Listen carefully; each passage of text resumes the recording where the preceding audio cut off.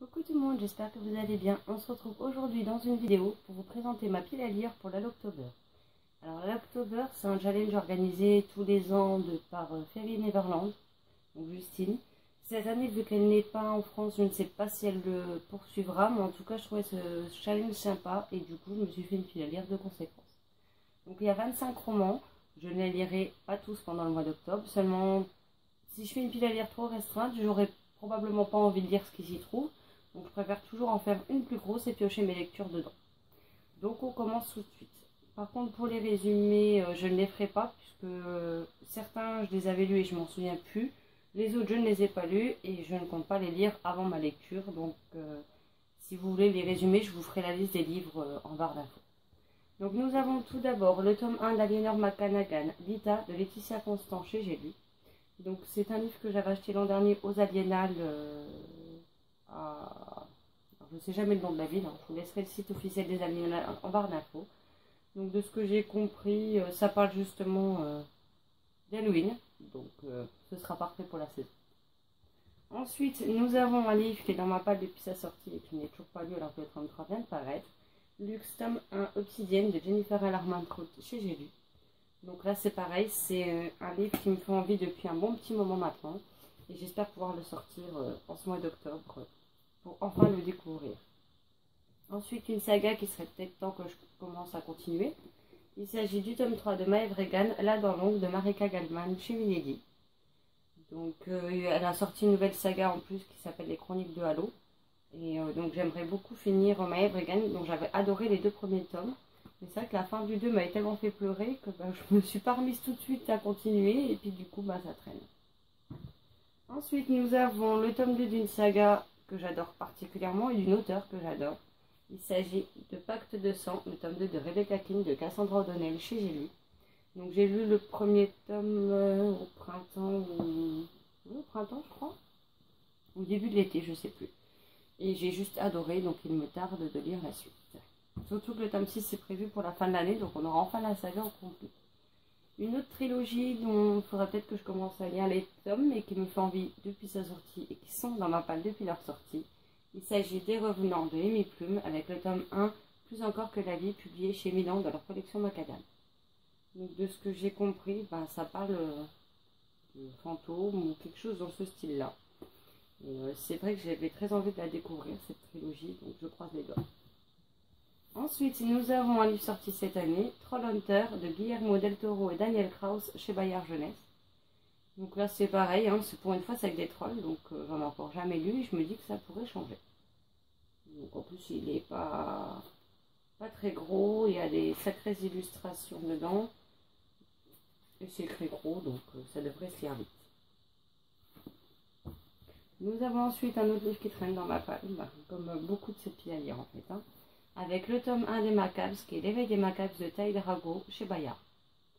Donc, je vous avouerai que le résumé, c'est si vous les voyez, votre cauchemar ne fait que commencer. Donc, j'ai aucune idée de quel style de. Ça sera. Je sais pas.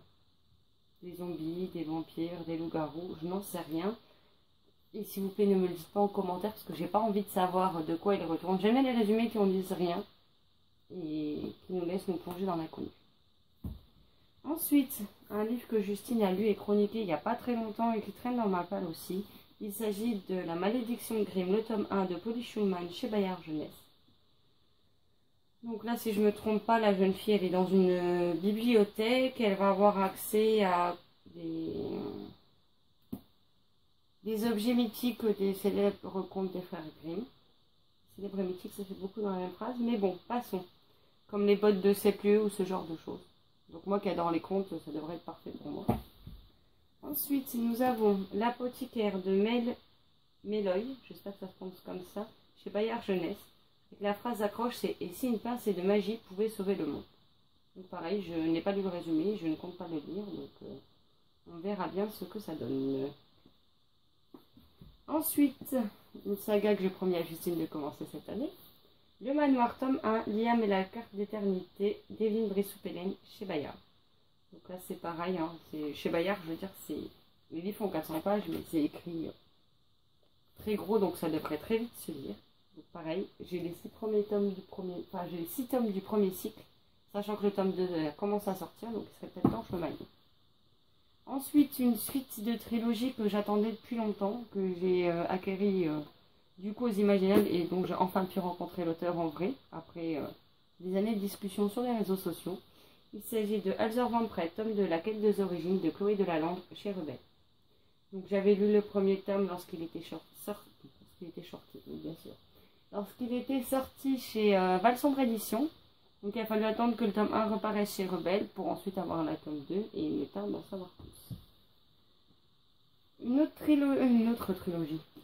duologie qui me fait très envie, c'est Damanta, tome 1, Les erreurs de l'innocence de Céline Guffroy chez Valentina Édition. Donc j'avais acheté le diptyque directement à l'auteur au salon du livre l'an dernier. Elle était en tant que visiteur sur le salon et il me tarde de découvrir son univers. Nous avons ensuite Marjane, tome 1, La crypte de Marie Pavlenko aux éditions PKJ. Donc le tome 2 sort bientôt. Et le résumé, c'est pareil. Les Nins ont bâti l'immense résidence cachée au cœur de Paris. Qui sont ces Nins dont les hommes ne soupçonnent rien? Pourquoi Marjane est-elle obligée de fuir ce refuge où elle a grandi? Quel lourd secret va-t-elle découvrir? Donc, encore une fois, un résumé très énigmatique, mais qui m'attire beaucoup. Ensuite, une réécriture de la célèbre histoire de Jack l'Éventreur, qui serait juste absolument parfaite en cette saison, avec Hanté, le tome 1, Les ombres de la ville de Maureen Johnson, chez Michel Lafon. Donc oui, j'ai laissé le petit mot que ma copine m'a mis dessus quand elle me l'a envoyé. D'ailleurs, Nelly, si tu vois cette vidéo, je te remercie encore une fois pour l'envoi de ce livre qui me faisait trop envie. Ensuite, nous avons le tome 1 de L'école du bien et du mal de Soman Cheneni chez PKJ. Donc là, pareil, le tome 2 est déjà sorti. Je pense que le tome 3 devrait plus trop tarder en plus. Donc il serait temps que je me mette à découvrir cette histoire. Ensuite, nous avons Witch Hunter, le tome 1 de Virginia Booker chez PKJ. Donc ça parle de sorcières, donc vous comprendrez aisément pourquoi il se retrouve dans ma pile d'Halloween. Ensuite, un livre qui m'a été choisi par Justine pour le challenge de la Coupe des 4 maisons et qui serait probablement parfait en cette saison. C'est Oniria, le tome 1, Le royaume des rêves de BF Paris. Donc je l'avais commencé. Et puis j'ai eu des impératifs, j'ai dû le laisser de côté, du coup j'ai enlevé mon marque-page et je le reprendrai depuis le début. Ensuite, nous avons La nuit des fugitifs de Manon Fargueton chez Rajout dans leur collection de thrillers, qui est la suite de ce roman. Voilà. Donc le premier, je l'avais beaucoup aimé et c'est vrai que la fin donnait envie d'en savoir plus. Donc je l'avais lu cette année pour le Cold Winter. Donc je compte sortir celui-ci aux couleurs bien automnales pour connaître le fin mot de cette histoire. Ensuite, nous avons Elvira Time, tome 1, Deep Time de Mathieu Guibé aux éditions du Chat Noir. J'ai prévu de prendre le 2 aux Aliénales. Le tome 1, je l'avais acheté aux Imaginables. Et j'ai très envie de le lire. En plus, ça parle de vampires et ce genre de choses. Parfait pour Halloween. Ensuite, on passe avec des fantômes, si j'ai bien tout suivi. Avec le tome 1 de Fille des cauchemars, Anna de Kender et Black chez Hachette dans leur collection Black Moon. Donc pareil, la couverture est... Il y a du sang, etc. Donc je pense que ça peut être parfait. Ensuite, nous avons le tome 1 des maudits d'Edith Kabuya chez Black Moon, enfin chez Hachette dans leur collection Black Moon. Donc on n'en sait pas beaucoup. Ce que Vince m'a fait, la nuit où il m'a sauvé, je ne saurais l'expliquer. Je peux toutefois jurer 2 choses. Je n'ai pas que frôlé la mort, j'étais mort. En me ramenant à la vie, Vince a fait de moi une maudite comme lui. La malédiction originelle pèse à présent sur moi. Je serai hanté par le monde des morts à jamais. Donc je pense que c'est cette saison.